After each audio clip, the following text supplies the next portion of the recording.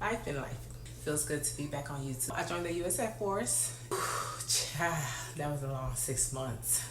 Doing what God intended me to do. I was in a funk and understand that it'll all work out. I just want to have a conversation with you all. So y'all, I just want to come on here and be raw. Like no background music, no pictures, nothing. I just want to have a conversation with you all because it's been a while. It's been a good minute. Life being life thing, okay? Life in life. Life update. As y'all can see by the title, this is a life update, new challenges, changes, and growth. So I did want to say hi to everyone. Feels good to be back on YouTube. And I just want to give y'all a short, quick, and straight to the point life update. So yeah, let's get into it. So I wrote down some notes as to what I'm going to address. Where have I been? I actually am newly out of tech school, so I did join the military and I was gone for 6 months. Whew, child, that was a long 6 months. That was a long 6 months. So I joined the U.S. Air Force and I am a security forces defender. So joining the military, depending on the individual, can be stressful, or should I say it takes a long period of time. It's not something like you sign up for or apply for today and then tomorrow you sailing away. No, that's not how it works. So my process started April of 2023 and I swore in December of 2023 and I was actively in the military January of 2024. So I obviously had to go through MEPS, which is the military entrance process. I had to go through BMT, which is the basic military training, and then I had to go through tech school, which tech school is more diversified through what your job is. So depending on what your job is, the length of your tech school will depend on that. So my tech school was 65 days. So in total, my process took about over a year. I plan on making a video dedicated to the military entrance process, the basic military training, and my tech school training experience. So stay tuned for that. I didn't want to, put too much of information in this video since it's just a live update. So aside from joining the military, let me put this up so I don't have to look down. Another thing that I'm still looking down. Another thing I want to talk about is the challenges I faced since we last spoke. One of the things was adjusting back to civilian life when I came back. I was in a funk. It was a real bad funk. And it lasted about a month, I would say. And I just felt so out of place. Sometimes in life you're like supposed to be happy, like everything's coming along. Like I had just moved into my new apartment. I was around family and friends, but I feel it's imperative to be truthful and honest with you all. I was definitely in a funk, and with prayer and intentional behavior, I had to work myself out of that funk. So I focused on doing that. And as much as I was ready to be home or missed home while being in tech school training or throughout my entire beginning career of the military, when I came home, I missed it. I felt like I needed to be back over there. I felt unproductive. So these are all adjustments and challenges I faced when coming back home. So thankfully, I feel better today. I feel like things are all coming together. Another challenge I would say that I faced and am still sort of facing, well, let me say this. I haven't been in the work field in quite some time. After working for so many years, I'm back looking for a full-time job. So that's sort of a challenge. They say it's hard to find a job when you don't have one, but it's so easy to find a job when you actually have one. I believe in that saying. So that's another challenge that I've been facing, is like just applying for jobs and trying to find what my new niche is.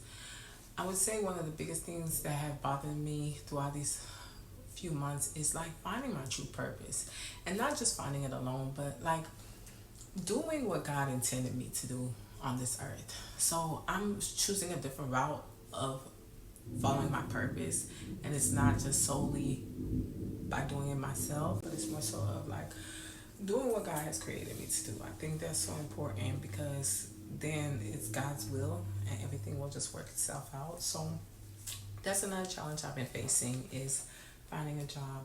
I'm getting older, so it's extremely harder to work out, like find the motivation to work out and eat healthy meals. So that's one thing I've been working on, and I would, say is another challenge in itself is eating the right food, not leaning in towards my cravings. Like, say if I want to have a snack, I try to replace it with something healthy. So eating the right foods and consistently working out has been harder than it's ever been. Finding a new love for a gym, trying different exercises, getting cute for the gym, because baby, you got to get cute for the gym to find motivation to work out in the gym. So I love to get cute and dress up for the gym. And like creating content. Creating content has helped me find motivation to do these things, like eat healthy and work out consistently. And definitely the results those things produce is also a motivator of continuously trying to apply this lifestyle to my life in a new way. Let's talk about growth. So I am a big self-evaluator, so I love to do like these self-evaluations on myself just to make sure that I am on track or constantly growing, constantly keeping that open window to grow. I've been doing personal growth, like trying to read more books or get into my Bible more, and then also like if somebody brings something to my attention that I'm unintentionally doing, I try to change it and not just stick to the fact that that's how I've always been my entire life or that's who I am and we can't change people. No, I actually try to change and I try to become a better person by actually evaluating the things that were presented to me, especially if it's from someone who cares and who truly loves. Prioritizing things that are of importance, like my sleep schedule, self-care routine, my spiritual relationship with the man above, my spirituality just overall. So those are things that I've learned to prioritize, and I realize that when I am doing good in these areas, it helps me be a helping hand to others or helps me be a better person to my friends, my colleagues, my peers, my husband. Realizing who and what is important in life will change your life. That's another thing that I've been working on with my growth is investing in what and who is important. What truly holds an importance in my life and who truly holds an importance in my life. That is major, okay? Because you find yourself wasting less time and being more happy when you truly invest in what matters. So that's another part of me that I'm working on is intentionally and wholeheartedly investing in the people I love and the things I love. I have struggled being a control freak for most of my life. That is one of my biggest areas of growth right now. It's not just trying to control everything, like allowing myself to fully surrender and understand that it'll all work out.